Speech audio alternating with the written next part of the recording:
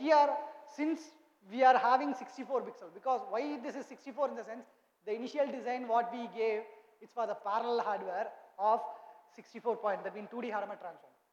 So we need to feed all 64 pixels at a time. So once we feed all 64, if you want to feed all 64 pixels at a time, we need to read all 64 pixels. So that's what in a row we kept 64 and we kept the 8x8 Hadamard transform.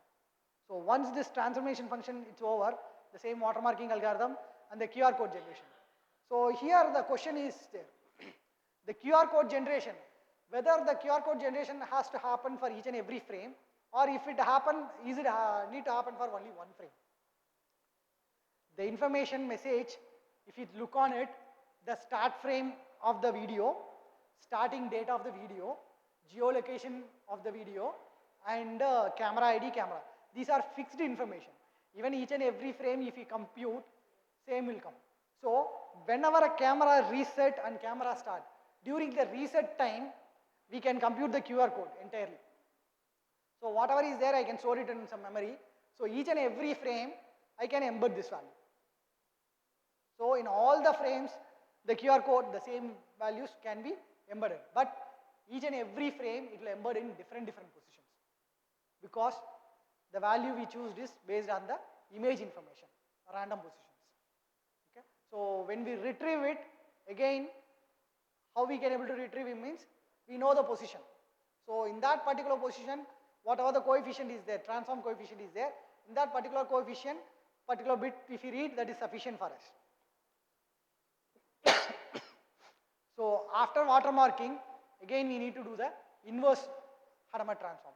So in the inverse Hadamard, when we do the Hadamard transform matrix, when we show 1 by root 2, that means 1 by root n, we have to do it. So this 1 by root n will define your accuracy. So 1 by root n in the sense, you are multiplying with 0.707. That means 1 by root 2 means 0.707. So in case 1 by root 4 means multiplying with 0.5. 1 by root 8 means multiplying with 0.5 into 0.707. So this is the value. So this value will say your accuracy. That means how many bits we need to eliminate. Okay. So after elimination, whatever the pixels are there, again we have to reconstruct based on the active area pixel location. Once, if you want to reconstruct it, again this address we have to generate. So these are the control bus which will not speak till now from morning. We speak only about the data lines, data bus. So data path circuits. So whatever is here, these are the other signals which is called a control bus. Okay. This control signals has to be generated by the user using some additional hardware functionality based on the mathematical or logical function which you said. So when my first pixel has to read, when my second pixel has to read, if I read first pixel, where I have to process, if I process the first pixel, where I have to send it, after sending, what I have to do, when I have to reset, when I have to set, when I have to read it, entire data for the output port. To say all these things, you need to generate multiple control line signals. So how many control line signals are required, it's based on your algorithm. So less number of control signals and less number of logic to generate control signals will be the optimal and better one. If it is more, again, it will increase the complexity of the circuit. Something like your control logic will have the more delay, your data logic will have the less delay.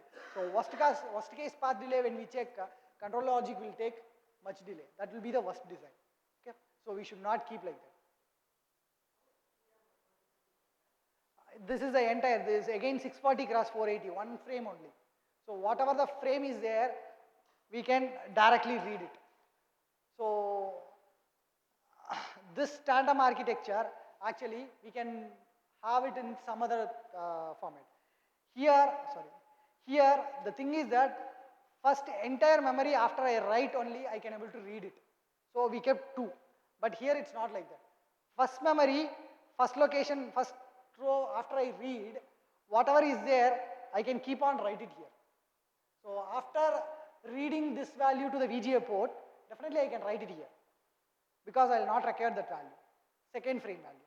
Because I am not going to store it as a video, this VRAM is used only for display purpose. If it is a video purpose, inside memory is required. With that memory, it has to convert into a respective compression standard and then it has to store it. Here only the pixel values we are storing. Why we are storing and displaying in the sense, whatever the pixel it's coming, it will not be in the order. It will come in the random order. Okay? Either bit reverse order or else normal order. If normal order means we can display it, but if it is in the bit reverse order, we can't use it. So again we have to store it, we have to read it back. So since we use the direct pixel here, the output what we are getting is a bit reverse order for the first version. So here we need 1 VRAM minimum for the display purpose. You are asking about this buffer. If this buffer is not there, you can't convert into 64. But here one row is 64. Okay? So one row is 64 in the sense 64 into n actually. But you will get only one 8-bit. So this 8-bit where you have to store, we can't store it. We have to append front all zeros. We have to store it. Again, we have to read that value. We have to shift it. We have to store it. Within one clock cycle, we can't do that. So read and write, and read, shift and write, we can't do it with one clock cycle. That's what additional buffer to convert this 8 into 64. Again, this 64 into one location. That's what this additional buffer. If this buffer is not there, you can't convert that 64 pixel for a one row.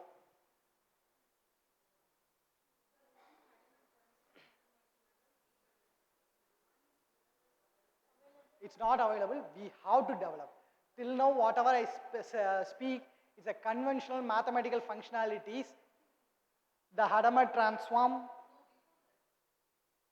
those are basic input-output. What is the input-output functionalities? That's what I speak.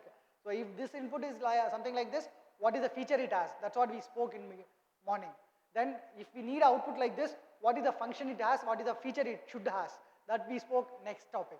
Then to reach this input to output, what are the functionalities we required? Mathematical functionalities and algorithmic functionality or logical functionalities. That's what the Hadamard transform, QR code generation, watermarking algorithm, inverse Hadamard transform. Okay. So the remaining thing we didn't speak from morning. We are speaking now. So this also we have to generate.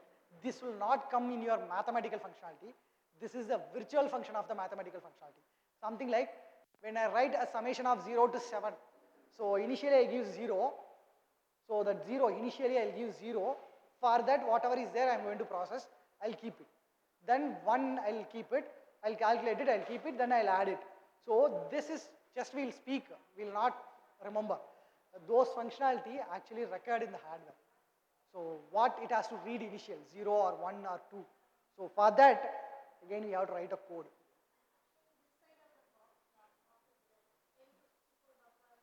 This one. VRAM is available. Actually, VRAM is an inbuilt IP for the FPGAs. So we can call the IPs. So for calling the IP, for calling the IP, either you can write a Verilog code or VHDL code, or else IP catalog is there. From that you can just call the IPs as a black box.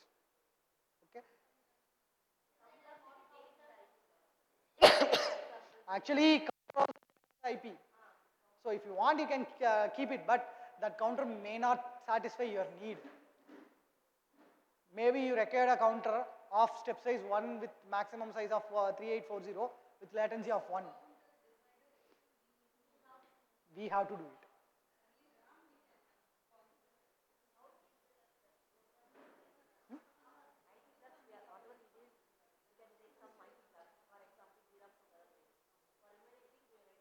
IP blocks also has a top module. The top module as like our Verilog code, how we call the module function, same like that we have to call.